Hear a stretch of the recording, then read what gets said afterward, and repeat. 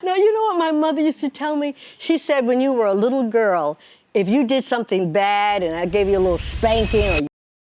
From powerful screen presence to unforgettable roles, today we're diving into the extraordinary life of Debbi Morgan, a woman whose talent, resilience, and grace have made her a true icon in television history.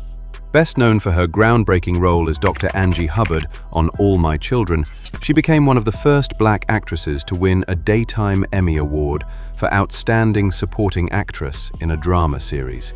But her journey wasn't all glitz and glamour.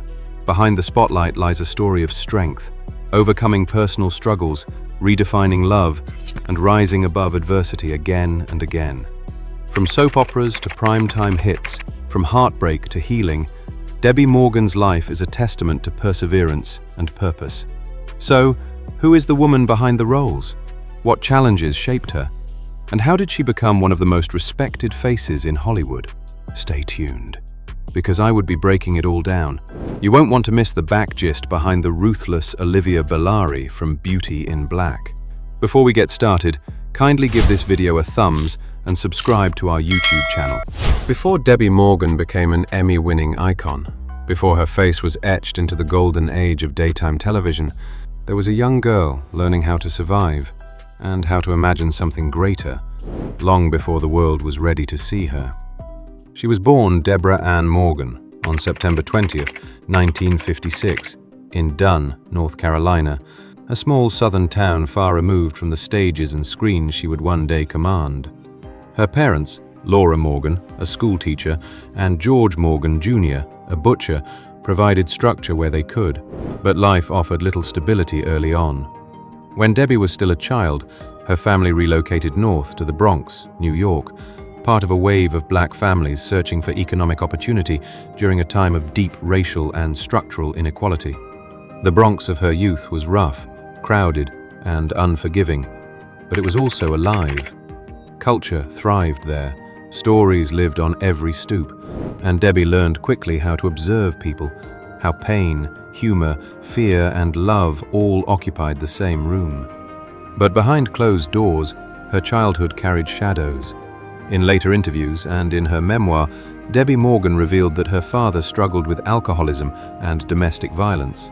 While he never physically harmed her or her younger sister, Debbi witnessed her mother repeatedly fleeing to protect herself, an experience that imprinted fear, vigilance, and emotional restraint onto Debbi at a very young age. Those moments mattered. They taught her how to read emotional shifts, how to be quiet when necessary, how to feel deeply without collapsing under it. In 1975, Debbi's father died of leukemia, a loss that permanently altered the family dynamic and forced her mother to raise two daughters alone. For Debbi, grief didn't arrive dramatically. It settled in silently, reshaping her understanding of tenderness, absence, and endurance. Yet, even in hardship, something luminous began to form. Debbi attended Aquinas High School in the Bronx, where she discovered that acting offered something life rarely gave her: control over emotional truth. On stage, pain wasn't random. It had shape, purpose, resolution. She began acting in school productions and community theater, quickly realizing that performance wasn't an escape, it was translation. Acting allowed her to make meaning of what she'd seen, what she'd felt, and what she'd survived. Debbi was drawn to expression. She studied people carefully, listened closely, and brought quiet honesty into every role, even in her earliest performances. By the time she graduated in the early 1970s, she made a defining choice. Instead of attending college, Debbi committed to acting fully. That decision wasn't reckless. It was informed by years of internal preparation. At just 15 years old, Debbi stepped onto professional stages and sets, beginning an acting career while still carrying the emotional weight of her childhood. Her first film role came early, but the foundation, discipline, empathy, and emotional stamina had already been laid long before Hollywood arrived. Throughout the 1970s, she steadily built experience through guest appearances on television, including Good Times and What's Happening, where she demonstrated comedic timing and emotional restraint, traits that would later define her dramatic work. Her breakthrough as a serious dramatic actress arrived in 1979 with Roots, The Next Generations, where she portrayed Elizabeth Harvey, Alex Haley's great-aunt. The role required her to age nearly 70 years on screen, a remarkable challenge she delivered with precision and sensitivity, earning critical acclaim. By the end of the decade, Debbi Morgan was no longer an emerging actress, she was a trusted one. In 1982, Debbi Morgan began the role that would change daytime television forever, Dr. Angie Hubbard on ABC's All My Children. At a time when black characters were rare in daytime drama and often sidelined, Angie was written as intelligent, complex, romantic, and central. Morgan's portrayal transformed what audiences expected from soap operas and from representation itself. Her romantic storyline with Angie Hubbard, played by Darnell Williams, became the first African-American super couple in daytime television history, shattering racial barriers and expanding viewership across America. In 1989, Debbi Morgan made history by becoming the first African-American actress to win a Daytime Emmy Award for Outstanding Supporting Actress in a Drama Series, an achievement that permanently altered the industry's ceiling. She remained on All My Children until 1990, later reprising the role across Generations, Loving, and The City, becoming one of the only actors to portray the same character across 3 different soap operas. Rather than remain confined to daytime television, Debbi Morgan expanded deliberately into film and primetime roles. In Spike Lee's She's Gotta Have It, 1986, she portrayed Opal with subtle emotional tension. And in The Jesse Owens Story, 1984, she brought historical gravity to the screen, demonstrating versatility beyond soaps. Her most celebrated film performance came in 1997's Eve's Bayou, where she played Moselle Baptiste Delacroix, a clairvoyant aunt whose presence felt mystical, grounded, and devastatingly human. The performance earned her the Independent Spirit Award for Best Supporting Female, as well as acclaim from critics nationwide. In the 2000s, she reintroduced herself to a new generation through the Starz series Power and its spin-off, Power Book 2: Ghost, where she played Estelle Green, a morally complex maternal figure hardened by survival. Most recently, Debbi Morgan has continued to thrive in Tyler Perry productions, including Our Kind of People, Divorce in the Black, 2024, and Beauty in Black, 2024 to present. Projects that value emotionally seasoned performers and layered storytelling. In 2015, she published her memoir, The Monkey on My Back, confronting generational trauma, domestic violence, and healing with radical honesty. The book became an extension of her mission, using storytelling as transformation, not escapism. Through speaking engagements, interviews, and advocacy, Debbi Morgan has worked to destigmatize mental health and uplift women navigating trauma, especially Black women whose stories are often silenced.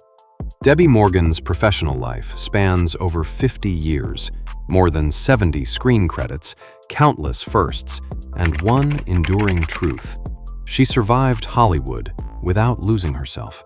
She turned visibility into responsibility.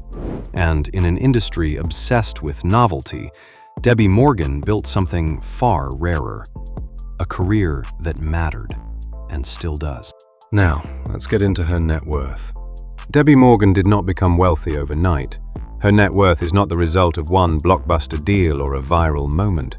It is the outcome of something far rarer in Hollywood, staying power. As 2026, most reputable sources place Debbi Morgan's net worth between $12 million and $15 million, with the most consistently cited figure being approximately $12.5 million. That number reflects 5 decades of work, careful choices, and a career that never depended on exploitation or excess. The financial backbone of Debbi Morgan's wealth was built in daytime television, an arena often underestimated but deeply lucrative for actors who last. Industry analysts estimate that principal actors on major daytime soaps during Morgan's peak years could earn mid-6-figure annual salaries, with cumulative earnings reaching into the millions over extended runs. Unlike film careers that swing wildly between hits and droughts, Debbi Morgan's soap opera success ensured consistent income over decades. Debbi Morgan's wealth did not remain confined to daytime television. Her critically acclaimed performance in Eve's Bayou, 1997, significantly elevated her earning power and prestige. Winning the Independent Spirit Award for Best Supporting Female placed her firmly in a higher professional tier, opening the door to more selective roles and better pay negotiations. One of the most overlooked factors in Debbi Morgan's current net worth is how well she has adapted to the streaming era. Appearances in popular modern series such as Power and Power Book 2 Ghost, Tyler Perry's Beauty in Black, and Our Kind of People have introduced her to new global audiences and provided higher per-episode compensation than traditional daytime roles typically offer. Her memoir, The Monkey on My Back, which became both a financial and cultural success, added to her earnings. Book sales, speaking engagements, and related appearances added a meaningful secondary income stream while reinforcing her public legacy. For a black woman who began acting in the 1970s, when opportunity was limited and pay equity was rare, $12.5 million is not just success, it is victory earned. After spending decades at the center of television history, Debbi's life took a quieter turn, not because the work stopped, but because she had finally earned the freedom to choose peace. Following her marriage in 2009, Debbi Morgan made a conscious decision to step away from Hollywood's constant motion. Instead of upgrading to a larger Los Angeles estate, she moved east, settling in Upper Marlboro, Maryland, a choice rooted not in retreat, but in balance. Debbi Morgan's idea of a mansion has never been about scale or spectacle. It has always been about intention, comfort, and the freedom to live without performing success for the world.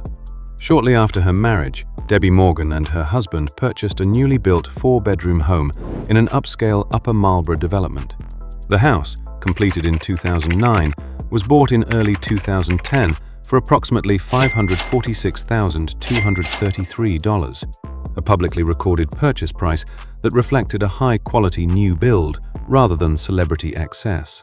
At nearly $550,000, the home already placed her comfortably above the local market average at the time, yet it remained far removed from the flashy multi-million-dollar estates often associated with public figures of her stature.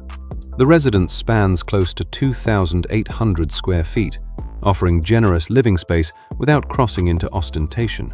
With 4 bedrooms and 3 bathrooms, the home was designed to be lived in fully, not admired from afar.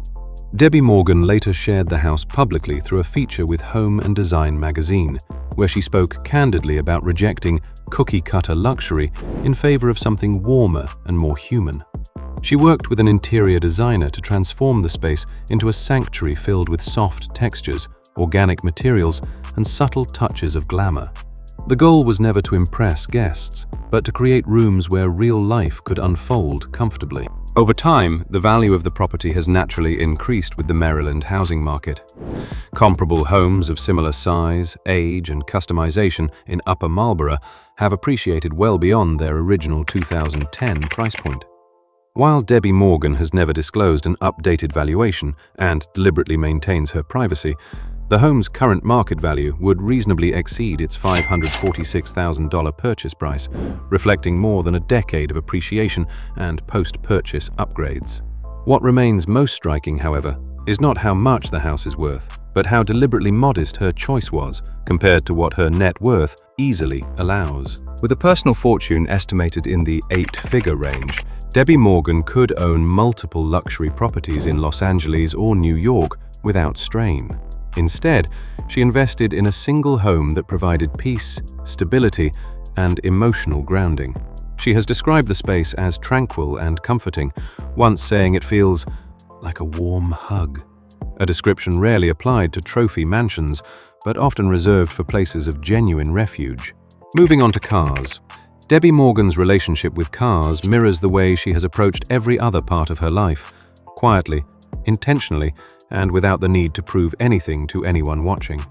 In an industry where vehicles often function as rolling status symbols, her choices tell a different story, one rooted in practicality, privacy, and peace rather than spectacle.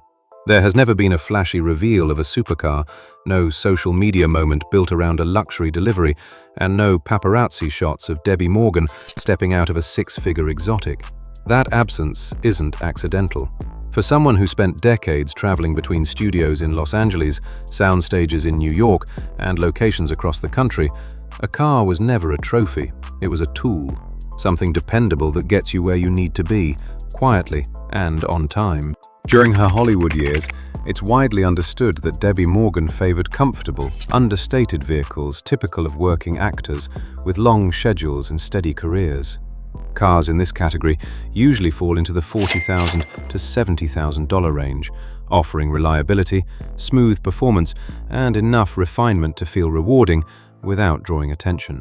These are the kinds of vehicles that blend into studio parking lots and city streets, allowing their owners to move freely without the constant gaze that comes with flashier choices. Her husband has been mentioned a few times already, so we might as well just get into her personal life. While the world knows her for iconic roles and groundbreaking performances, the woman behind them has lived a life shaped by resilience, reflection, and a deep commitment to healing. For much of her adult life, Morgan's relationships unfolded under public scrutiny, especially those connected to her career. She has been married 4 times, experiences she has never romanticized or hidden.